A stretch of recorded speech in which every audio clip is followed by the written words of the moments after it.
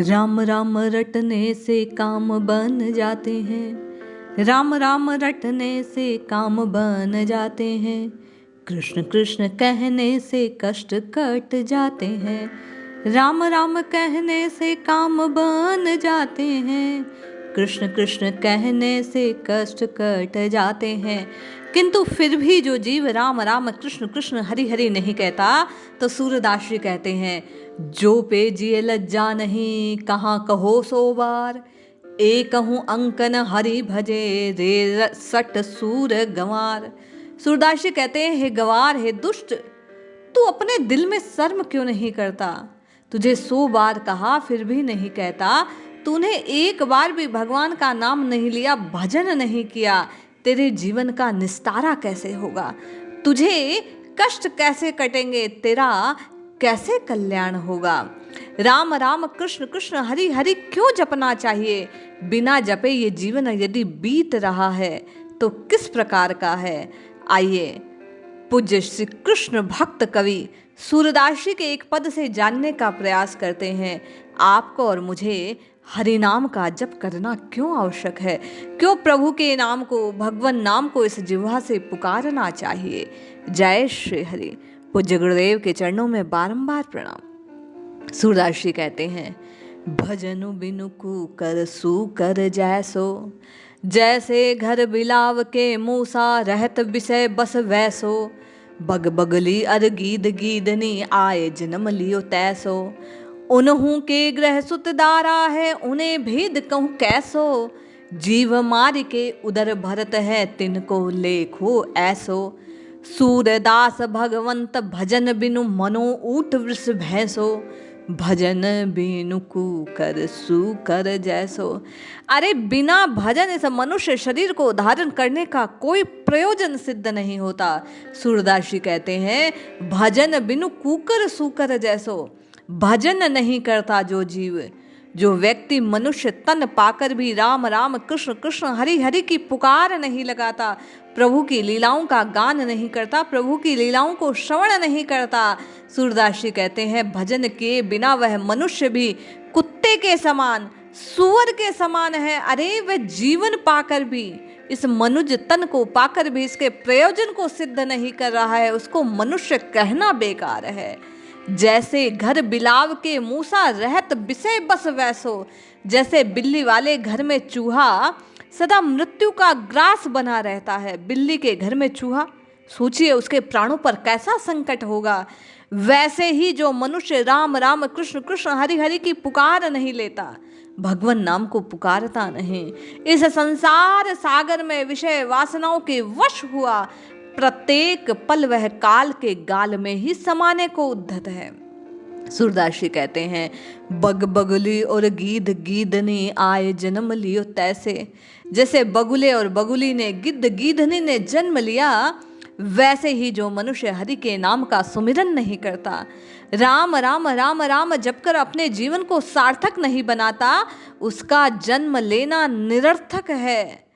बगुले गिद्ध आदि भी अपने जीवन को व्यतीत कर लेते हैं, उसी प्रकार मनुज तन पाकर हरि के नाम का सुमिरन न करने वाला अपने जीवन को व्यर्थ में खोता जा रहा है।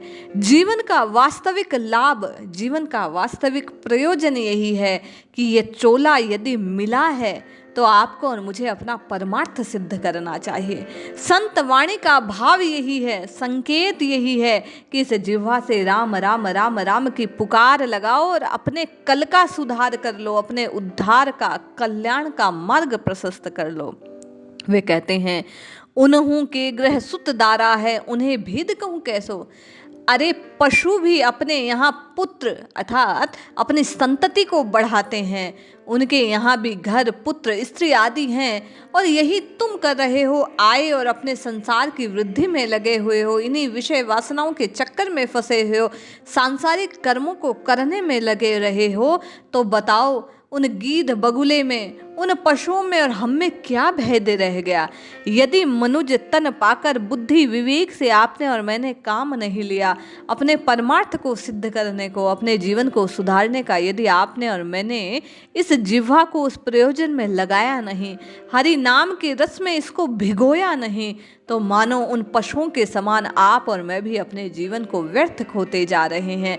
अरे वे तो निरपराध, जानते नहीं कि क्या कर रहे हैं। हम बार बार संत महात्माओं के पथ दिखाने के बावजूद यदि अपने जीवन को हरिनाम से भिगोते नहीं हैं, अपनी जिह्वा से इस रस का पान नहीं करते हैं, तो हम आप से अधिक, सूरदास जी कहते हैं, कोई और उस जीव से ज्यादा और कोई दुर्भाग्यशाली नहीं है। बड़भागी बनना है तो राम राम रटना होगा। वे कहते हैं, जीव मार के उदर भरत है, तिनको लेखो ऐसो।